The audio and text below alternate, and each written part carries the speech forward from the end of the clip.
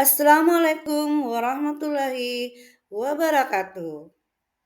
Perkenalkan, saya Nur Safria, calon guru penggerak angkatan 10 dari UPT SPF SMP Negeri 50 Makassar. Kali ini saya akan memaparkan aksi nyata modul 1.4 budaya positif.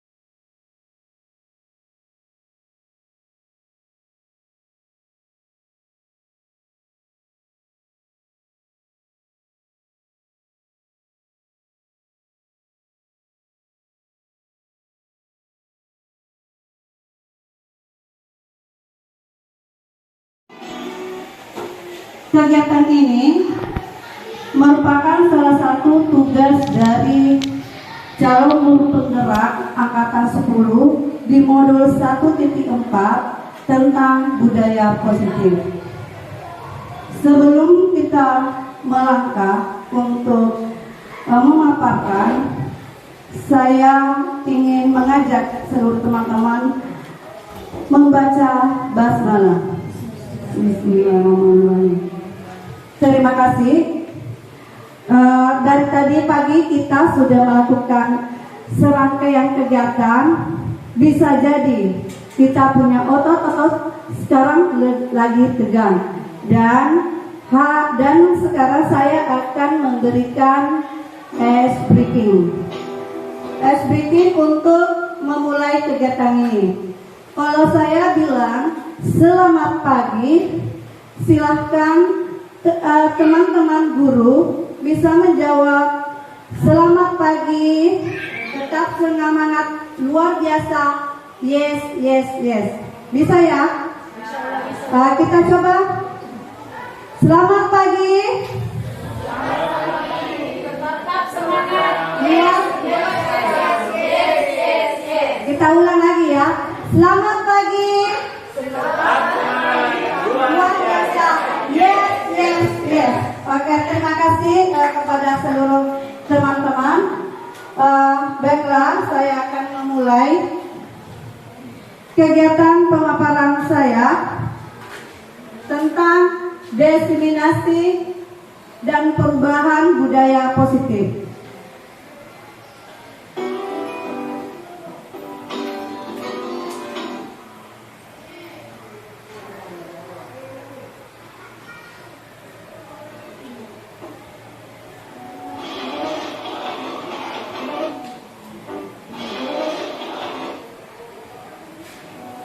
Mungkin teman-teman pernah terbesit di dalam pemikiran kalian apa sih yang dimaksud dengan budaya positif? Kira-kira ada teman guru yang tahu apa yang dimaksud dengan budaya positif? Ada bisa menjawab? Silakan teman-teman, ada? Ya, silakan Bu. Baiklah, kebiasaan yang sering dilakukan dengan yang baik. Yang lainnya mungkin satu orang lagi, mungkin ada yang bisa memberikan satu jawabannya. Nilai-nilai atau keyakinan. Ya, semua tadi itu betul, melakukan suatu kegiatan yang baik di sekolah dan nilai-nilai dan keyakinan yang dilakukan itu termasuk dengan budaya positif. Baiklah, kita akan lanjut. Menurut Ki Hajar Dewantara mengatakan bahwa pendidikan itu merupakan upaya membentuk segala kuadrat.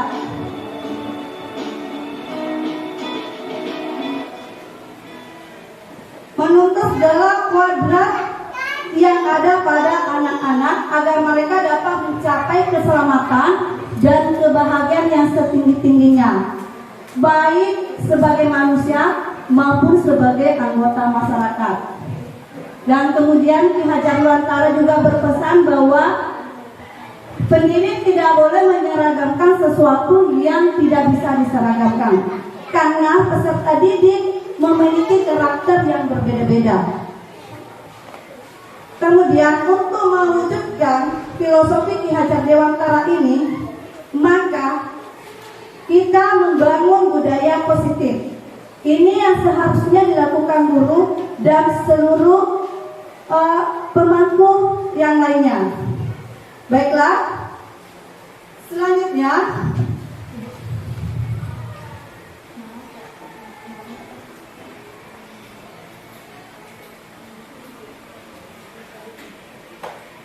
budaya positif. Ini budaya positif yang disampaikan tadi rekan teman kita, Ibu Rina dan Ibu Sri sudah masuk. Sudah dijawab. Budaya positif itu artinya nilai-nilai, keyakinan-keyakinan, kebiasaan-kebiasaan di sekolah yang berpihak pada murid. Jadi semua yang dilakukan sekarang diusahakan semua berpihak pada murid. Selanjutnya, budaya positif ini diterapkan sekolah seharusnya menjadi suatu kebiasaan yang mana sehingga mendorong murid untuk melakukan dengan kesadaran tanpa paksaan. Budaya positif di sekolah adalah tempat belajar yang membuat murid merasa nyaman, aman, dan menyenangkan, di mana terjadinya keterlibatan, kolaborasi, rasa saling menghargai, dan terciptanya sosial emosi di antara semua warga sekolah. Tadi di sini budaya positif sudah mulai diterapkan semestinya di sekolah kita, sudah dilaksanakan. Bisa kita lihat kegiatan yang sedang dilaksanakan yang masuk dalam budaya positif, yaitu penyambutan siswa, kemudian tadarus dan salat duha. Penyambutan siswa dan tadarus dan salat duha ini merupakan budaya positif yang sangat tinggi nilainya, karena merupakan pembiasaan dilakukan peserta didik kita setiap hari. Jadi sebelum mereka melakukan pembelajaran di pagi hari, mereka melakukan tadarus dan salat duha, dan begitu pun sebelum pulang mereka lagi melakukan salat zuhur atau asar. Dan ini merupakan budaya positif di sekolah kita yang sudah dilaksanakan. Adapun konsep inti budaya positif itu sendiri, yaitu yang satu, ada perubahan paradigma belajar.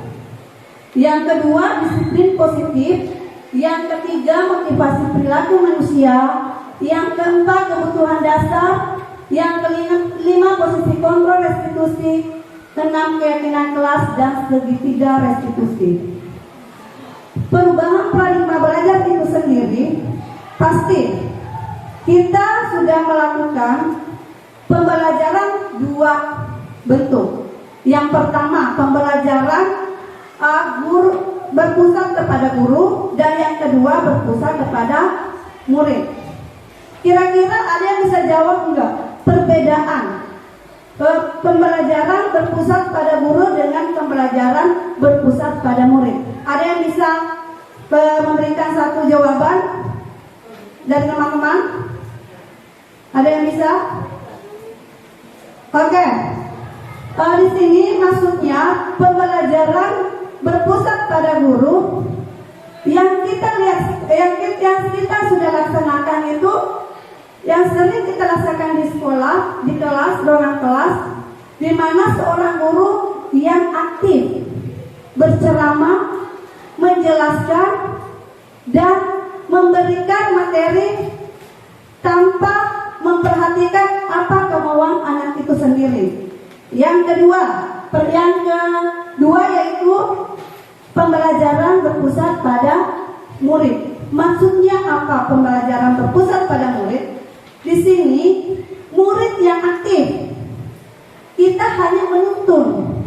Jadi anak-anak kita, anak didik kita hanya dituntun untuk pembelajaran di kelas. Makanya sekarang dipakailah program pembelajaran diferensiasi. Mana pembelajaran ini berpihak pada murid. Murid memiliki kebebasan di saat ada kegiatan pembelajaran dalam kelas, baik itu berupa kelompok kecil maupun kelompok besar, seperti itu. Adapun arti dari perubahan paradigma belajar itu sendiri, yang mana mencakup pemetaan standar kompetensi, merdeka belajar, dan asesmen kompetensi minimal, sehingga menjamin ruang yang lebih leluasa bagi pendidik untuk merumuskan rancangan pembelajaran dan asesmen dengan karakteristik dan kebutuhan pendidik itu sendiri. Dan perubahan paradigma belajar itu sendiri ada 6 elemen. Ini ada 6 elemen. Di tengah ini profil pelajar Pancasila terbagi menjadi 6 cabang, ya, elemennya. Yang pertama ada berakhlak mulia. Yang kedua berkebinekaan global. Dan ketiga mandiri. 4 bergotong royong. Dan kelima bernalar kritis. Dan keenam kreatif. Maksudnya di sini pelajar Pancasila yaitu anak-anak mampu, serta didik kita mampu memiliki akhlak yang mulia. Kedua, berkebinekaan global. Mereka bisa menerima berbagai macam perbedaan. Dan ketiga, mandiri. Mereka bisa mandiri, punya bakat dia bisa tuangkan. Dan keempat, bergotong royong. Mereka bisa bekerja sama, saling membantu tanpa memandang ras. Dan selanjutnya bernalar kritis, memiliki inisiatif. Dan terakhir kreatif. Kemudian kedua, pembahasan disiplin positif. Tadi kan budaya positif, sekarang masuk di dalam tanah disiplin positif. Disiplin positif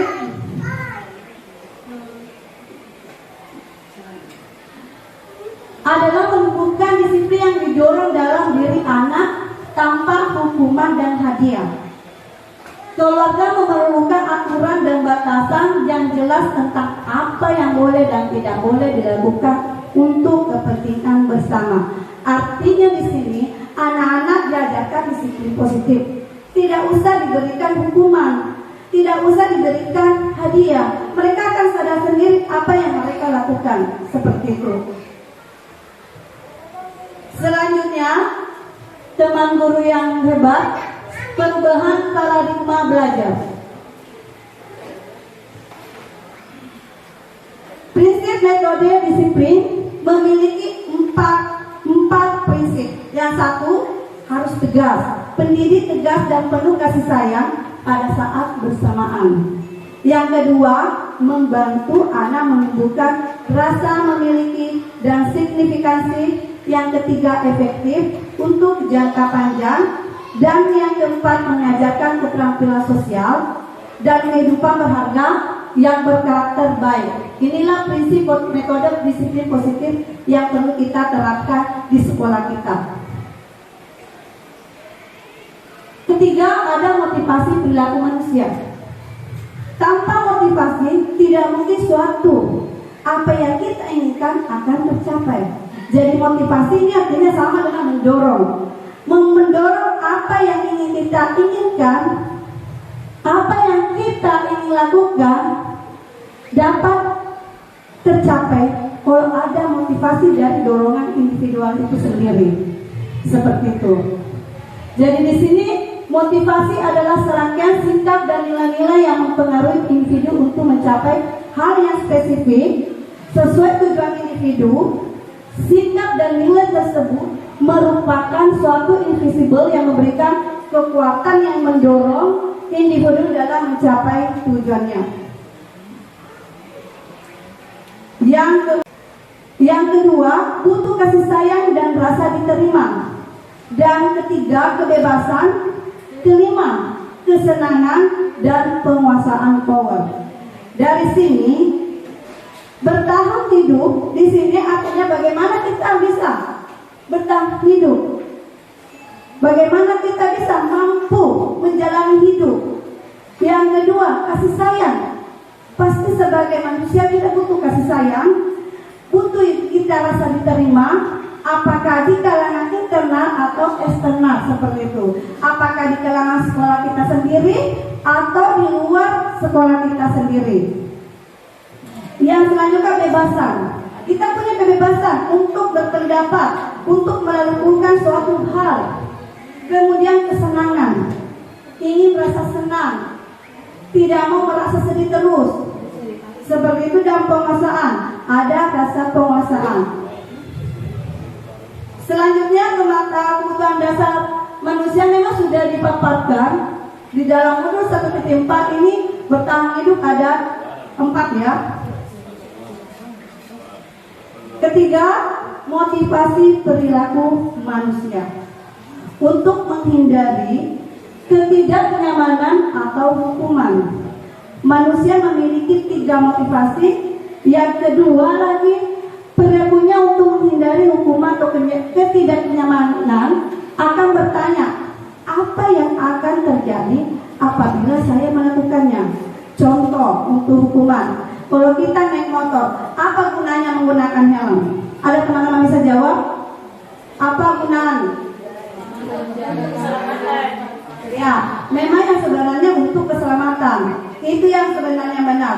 Tapi yang kita lihat di masyarakat, bukan itu yang diutamakan. Takut ditangkap sama polisi, takut ditilang, takut uangnya lagi keluar 200.000. Makanya dia melakukan menghindari ketidaknyamanan atau hukuman. Itu ya teman-teman. Selanjutnya, motivasi perilaku manusia untuk mendapatkan imbalan atau penghargaan dari orang lain. Satu tingkat di atas motivasi yang pertama tadi, dia lebih tingkat kedua.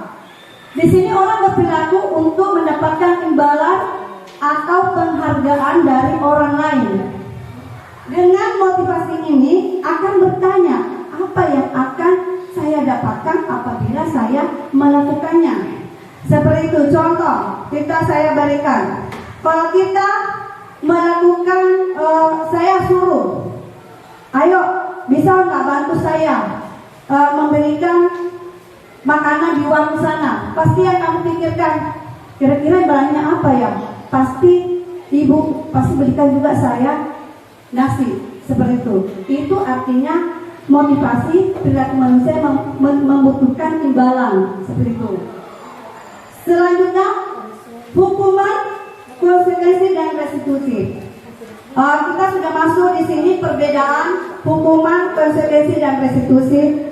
Teman-teman, guru yang hebat, pasti dalam setiap keseharian kita di sekolah, kadang masih kita bingung membedakan apa sih perbedaan hukuman, konsekuensi, dan restitusi. Ya kan? Setiap hari ada saja masalah yang terjadi di sekolah.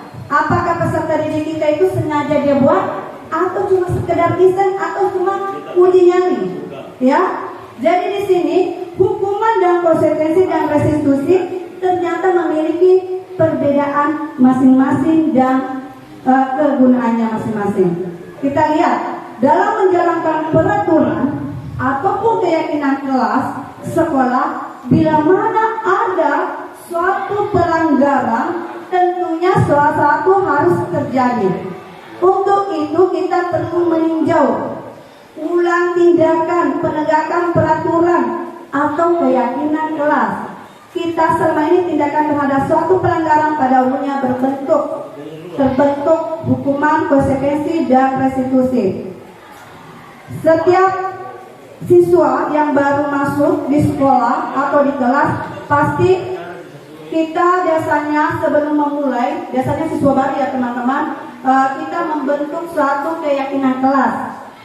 Di mana keyakinan kelas itu yang pertama membuat peraturan kelas itu sendiri. Datang sebelum jam pelajaran dimulai 15 menit. Itu keyakinan kelas. Kedua, tidak boleh mengganggu teman yang sementara belajar. Itu contoh ya. Dan ketiga, tidak boleh menghakimi atau menuduh seseorang tanpa bukti seperti itu. Itu contoh daripada keyakinan kelas, ya. Selanjutnya, hukuman. Ini yang saya akan jelaskan tentang apa itu hukuman. Hukuman bersifat tidak terencana atau tiba-tiba. Anak atau murid tidak tahu apa yang akan terjadi dan tidak dilibatkan. Hukuman bersifat satu arah dari pihak guru yang memberikan, dan murid hanya menerima suatu hukuman tanpa melalui suatu kesepakatan atau pengarahan dari pihak guru, baik sebelum atau sesudahnya. Hukuman yang diberikan bisa berupa fisik maupun psikis murid atau yang disakiti oleh suatu perbuatan dan atau kata-kata. Biasanya yang sering kita lakukan ini, Bapak Ibu guru, memberikan hukuman sama anak tanpa kesepakatan mereka. Langsung saja, si A atau si Joni, kamu tadi tidak pakai sepatu hitam, langsung dihukum. Hukumannya apa? Disuruh berdiri atau disuruh pulang ambil sepatunya. Itu merupakan hukuman satu arah tanpa ada kesepakatan. Yaitu yang kedua, konsekuensi. Konsekuensi itu sendiri, sementara disiplin dalam bentuk konsekuensi sudah terencana atau sudah disepakati, sudah dibahas dan sudah disetujui oleh murid dan guru. Umumnya bentuk-bentuk konsekuensi ini dibuat oleh pihak guru atau sekolah, dan murid sudah mengetahui sebelumnya konsekuensi yang akan diterima bila ada pelanggaran. Pada konsekuensi, murid tetap dibuat tidak nyaman untuk jangka waktu pendek. Konsekuensi biasanya diberikan berdasarkan suatu data yang umumnya dapat diukur, misalnya setelah 3 kali tugas yang tidak diselesaikan pada waktu yang diberikan, atau murid melakukan kegiatan di luar kegiatan pembelajaran, misalnya ngobrol, maka murid tersebut akan kehilangan waktu bermain. Contoh, di dalam kelas ada seorang siswa, ada seorang peserta didik, dia ngobrol di saat belajar, sedangkan sudah disepakati bahwa kalau kamu ngobrol di saat pembelajaran nanti ada konsekuensinya, dilarang keluar bermain seperti itu. Di saat jam istirahat tinggal di kelas membaca buku, itu namanya konsekuensi. Sudah ada kesepakatan antara guru dan peserta didik. Selanjutnya, restitusi. Restitusi adalah proses menciptakan kondisi bagi murid untuk memperbaiki kesalahan mereka, sehingga mereka bisa kembali pada kelompok mereka dengan karakter yang lebih kuat. Itu menurut Gosek 2004.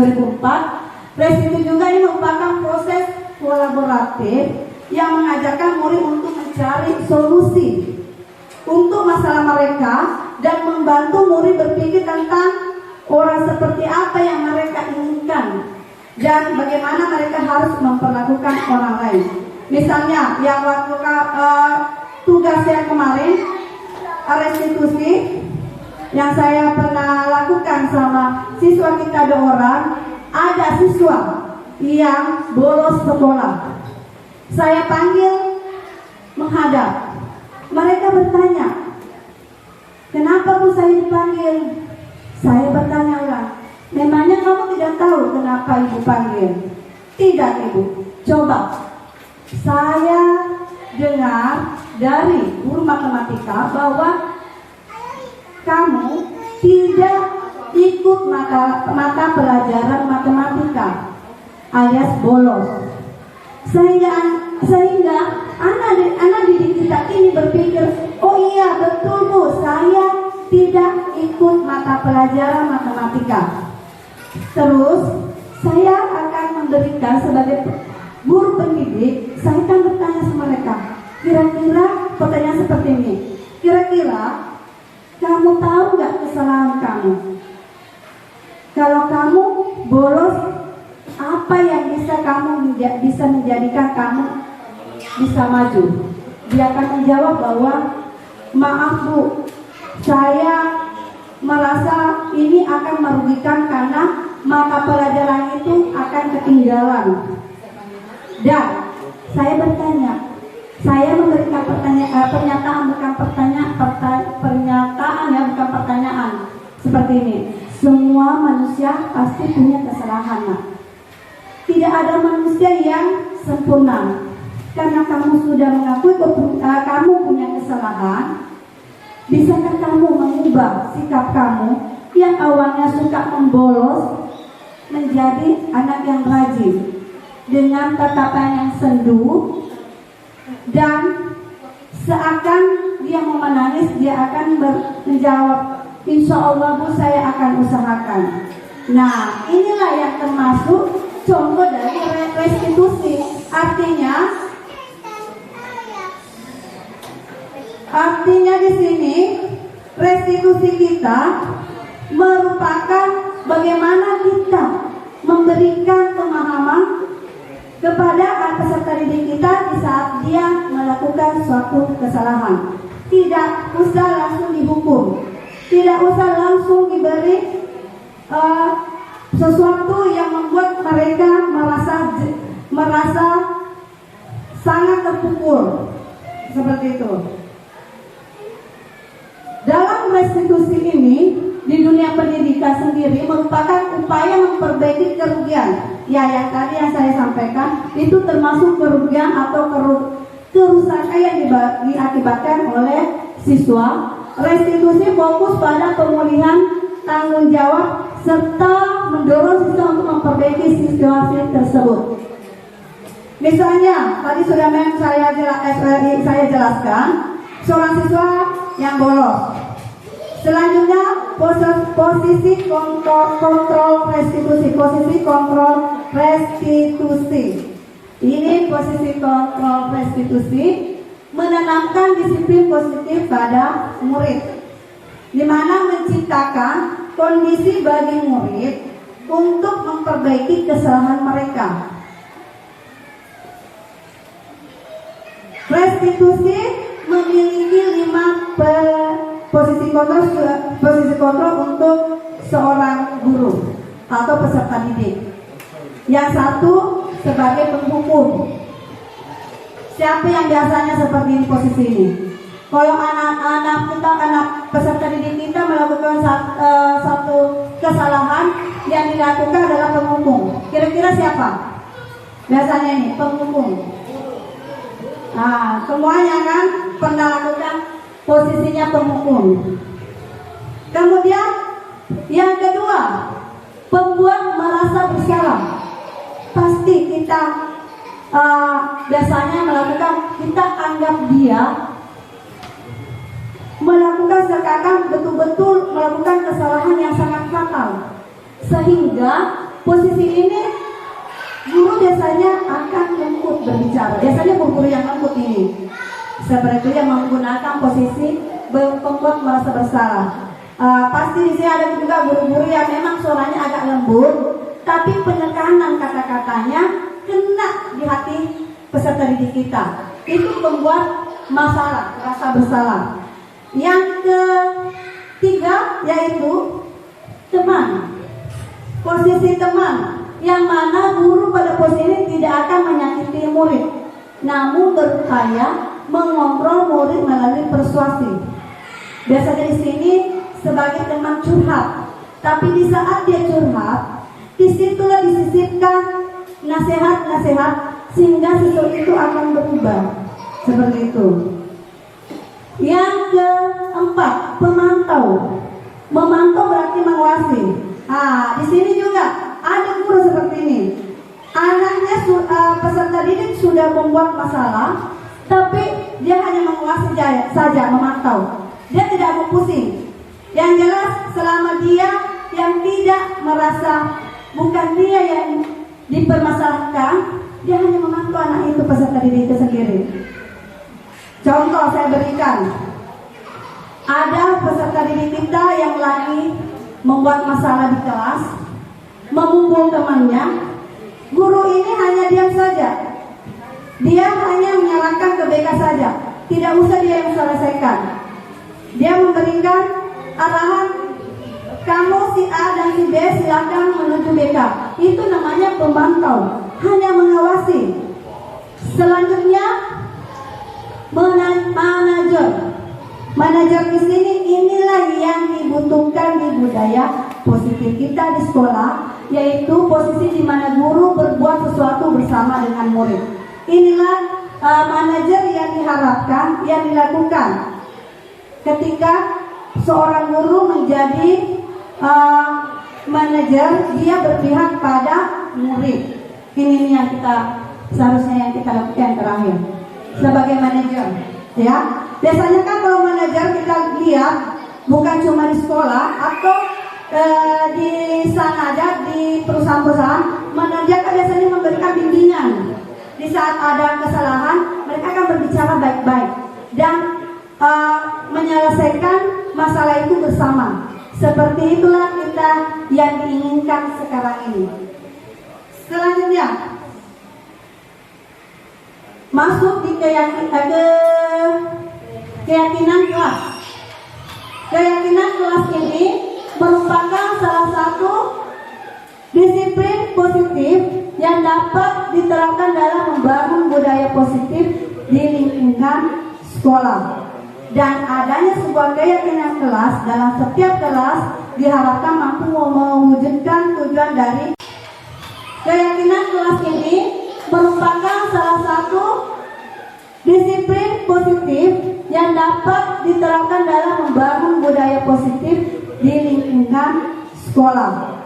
Dan adanya sebuah keyakinan kelas dalam setiap kelas diharapkan mampu mewujudkan tujuan dari pendidikan yang berorientasi kepada profil pelajar Pancasila. Yang tadi yang sempat saya jelaskan, keyakinan kelas itu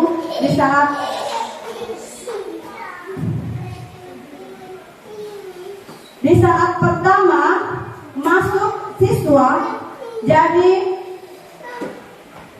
guru, jadi peserta didik, kita sebagai guru harusnya membuat keyakinan kelas, aturan kelas. Aturan kelas, setiap kelas, wali kelas membuat keyakinan kelas sehingga ada kesepakatan bersama. Seperti itu. Contoh yang tadi, datang ke sekolah, masuk di ruangan kelas sebelum jam pertama dimulai minimal 5 menit atau 10 menit. Yang kedua tadi saya berikan contoh, tidak boleh mengganggu teman di saat belajar. Artinya kalau ada keyakinan kelas, otomatis ada konsekuensi yang harus didapat kalau mereka melanggar.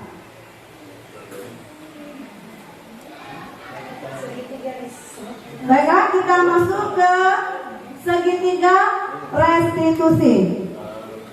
Teman-teman guru yang baik atau yang hebat, pernah dengar nggak segitiga restitusi? Belum. Baiklah, kita akan lihat di sini pemaparan segitiga restitusi merupakan salah satu cara memperbaiki diri untuk mewujudkan disiplin diri. Segitiga restitusi adalah proses menciptakan kondisi bagi murid untuk memperbaiki kesalahannya sehingga karakter mereka lebih kuat ketika kembali pada kelompoknya. Yang tadi yang saya berikan contoh, waktu ada siswa yang membolos, itu namanya segitiga restitusi. Ini nih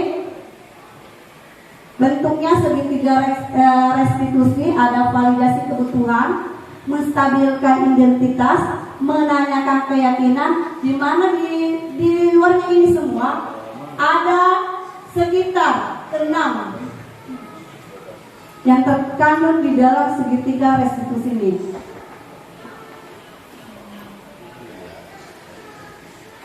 Ada 3 langkah dalam segitiga restitusi yaitu menstabilkan identitas. Yang kedua, validasi tindakan yang salah. 3, menanyakan keyakinan. Ini segitiga restitusi yang memiliki 3 langkah. Langkah pertama, pada bagian dasar segitiga ini menstabilkan identitas yang bagaimana maksudnya. Jika Anda berbuat salah, maka ada kebutuhan dasar mereka yang tidak terpenuhi. Bagian dasar segitiga restitusi memiliki tujuan untuk merubah orang yang gagal karena telah berbuat kesalahan menjadi orang yang sukses. Selanjutnya kita harus mampu meyakinkan mereka dengan mengatakan kalimat seperti ini. Tidak ada manusia yang sempurna. Saya juga pernah melakukan kesalahan seperti itu. Yang kedua, langkah memvalidasi tindakan yang salah. Yang mana langkah ini memahami dan menemukan kebutuhan dasar yang mendasari tindakan anak berbuat kesalahan. Menurut teori kontrol, semua tindakan manusia, baik atau buruk, pasti memiliki maksud dan tujuan tertentu. Contoh, padahal kamu bisa melakukan yang lebih buruk dari ini ya, kamu pasti punya alasan mengapa hal ini kamu lakukan. Itulah kalimat yang kedua contohnya. Selanjutnya yang ketiga, langkah ketiga yaitu teori kontrol menyatakan bahwa kita pada dasarnya termotivasi secara internal. Ketika langkah 1 dan 2 sukses dilakukan, maka anak akan siap untuk dihubungkan dengan nilai-nilai yang dia percaya dan berpindah menjadi orang yang diinginkan. Penting menanyakan ke anak tentang kehidupan ke depan yang dia inginkan. Ketika mereka sudah menemukan gambaran masa depan, guru dapat membantu mereka untuk tetap fokus pada gambarannya. Jadi melalui segitiga restitusi ini kita dapat wujudkan mereka menjadi murid yang merdeka, mampu menyelesaikan masalah dengan motivasi internal bertanggung jawab tanpa pilih terhadap pilihannya, tanpa paksaan. Jadi mereka diberi kebebasan untuk memilih apa sih yang mau mereka inginkan. Selama ini pernah tidak kita bertanya pada siswa kita atau peserta didik kita di saat sebelum pembelajaran ada pertanyaan seperti ini, ke depan kamu maunya jadi apa? Pernah nggak terbesit di pikiran seperti itu, bertanya seperti itu? Pernah kan? Tanpa kita sadari kita masuk dalam langkah ketiga, yaitu menanyakan keyakinan kepada mereka seperti itu. Karena setelah saya memaparkan tadi materi tentang pemahaman dan perubahan budaya positif, maka saya perlu merefleksi pemaparan saya, yaitu menciptakan budaya positif di sekolah. Seorang guru memiliki peran untuk membangun atau mewujudkan budaya positif di sekolah. Budaya positif diawali dengan perubahan paradigma tentang teori kontrol. Selama ini barangkali kita sebagai guru merasa berkewajiban mengontrol perilaku siswa agar memiliki perilaku sesuai dengan yang guru harapkan. Melakukan kesalahan dan memberikan imbalan terhadap perbuatan yang baik dilakukan siswa berdasarkan beberapa penelitian tentang teori kontrol. Semua perilaku manusia pasti memiliki tujuan. Begitu pula begitu pula dengan perilaku siswa. Bahkan semua kesalahan yang dilakukan siswa pasti memiliki alasan. Alasan tersebut biasa disebut dengan pemenuhan kebutuhan dasar manusia. Jadi biasanya peserta didik kita itu melakukan suatu kesalahan, mereka memiliki tujuan. Kadang kita bingung, mereka maunya apa? Sudah dikasih ingat, jangan membolos, jangan melakukan sesuatu hal yang merugikan orang lain. Ada saja perbuatan yang dilakukan tanpa diingat lagi yang pernah kita kasih tahu mereka. Seperti itu.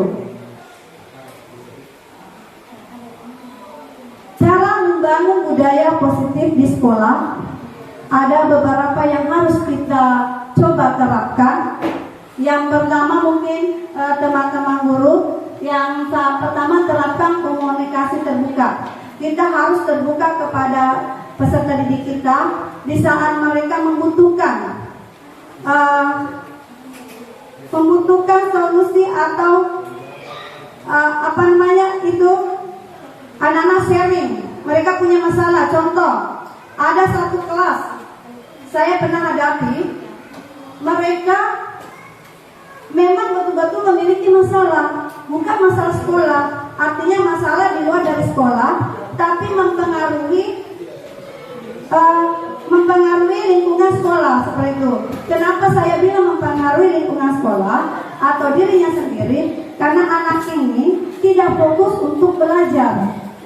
Pernah pasti kita sering dapat di kelas-kelas yang kita ajar anak peserta didik kita bermasalah, tapi kadang kita tutup telinga, tutup mata, pura-pura tidak tahu, ya kan? Paling yang biasanya menjadi bak sampah untuk mendengar semua ocehan anak itu di saat berbuat masalah itu paling kesiswaan, BK, seperti itu. Semestinya semua guru memiliki kewajiban untuk mendengar apa yang dikeluhkan siswa kita. Inilah komunikasi terbuka di antara guru dan peserta didik. Selanjutnya, bangun lingkungan penuh apresiasi dan penghargaan. Kalau peserta didik kita melakukan suatu kegiatan atau mereka melakukan tindakan yang terpuji, apa salahnya lah kita memuji, kita menghargai yang mereka lakukan. Contoh saya berikan, ada sampah yang jatuh di depan kelas, tapi ada siswa yang sadar tentang itu yang namanya kebersihan. Dia memungut sampah itu dan membuangnya di tempatnya. Dan saat itu kita melintas dan melihat anak kita melakukan seperti itu, kita cuma melihatnya saja tanpa memberikan apresiasi. Apa salahnya kita berikan apresiasi? Contoh, wah bagus nak tindakannya. Seperti itulah peserta didik yang kami inginkan. Selanjutnya, hindari pendisiplinan dengan cara negatif. Maksudnya di sini hindari pendisiplinan dengan cara negatif, yaitu kalau anak atau peserta didik kita berbuat kesalahan, kadang tiba-tiba kita kasih hukuman, apakah itu verbal atau non verbal. Verbal itu bisa jadi tanpa saat kita sadar kita langsung memukul. Sedangkan yang non verbal kita mengata-ngatai, tapi hatinya sakit. Itu artinya kita menghindari pendisiplinan dengan cara negatif. Tapi kita ajak dia, kita menggunakan cara positif. Kita ajak komunikasi dengan baik. Apa masalahnya, apa maunya, dan bagaimana solusinya. Selanjutnya, seimbangkan target akademis dan kesejahteraan emosional siswa. Jadi kalau ada siswa memang tidak semua siswa itu sama, karena mereka dilahirkan memang memiliki kuadrat yang beda-beda. Mereka memiliki tipe atau karakter yang berbeda-beda, tidak bisa disamakan. Jadi disesuaikan emosional siswa itu sendiri. Yang Selanjutnya terapkan etika kerja positif. Di sini menerapkan etika kerja positif, kita memulai dari kita sendiri. Di saat seorang guru ingin memberikan contoh pada siswa, melakukan suatu etika yang baik atau etika positif, mulailah dari guru itu sendiri. Karena siswa meniru, kita yang jadi contoh bagi mereka. Contoh saya berikan, di saat jalan di depan yang lebih dewasa atau guru, mereka diajarkan meminta izin. Kalau biasanya orang Bugis atau orang Makassar bilang kade, permisi, ya. Itulah memulai dari guru itu sendiri, barulah siswa yang meniru kita. Bagaimana siswa mengikuti kita kalau kita sendiri langsung serobot, lewat, cuek, tanpa memperhatikan, tanpa menoleh? Gimana menjadikan contoh yang baik bagi peserta didik kita? Dan selanjutnya, telah tanamkan pendidikan karakter pada siswa. Setiap siswa harus kita tanamkan suatu karakter, yang mana karakter ini menjadi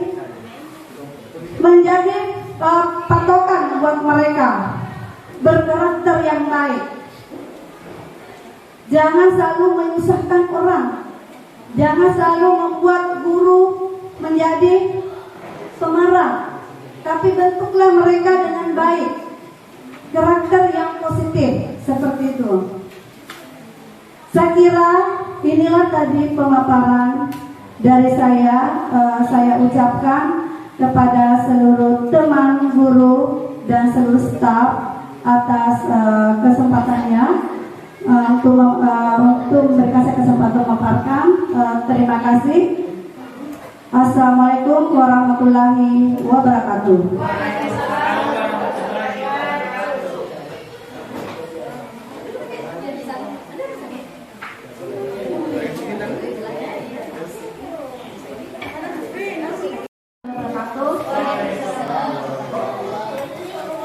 Karena suara agak ini di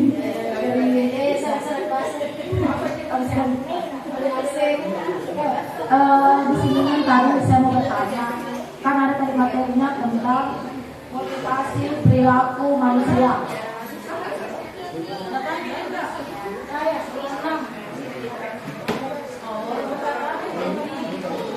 Pertanyaan saya di sini, tadi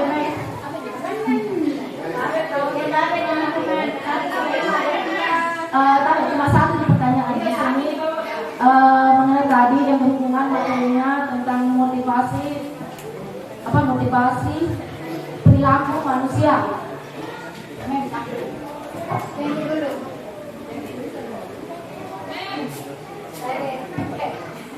Tadi materinya terima kasih karena kita menyimak dan materi dapat teman-teman mungkin menyimak dengan baik yang dipaparkan tadi.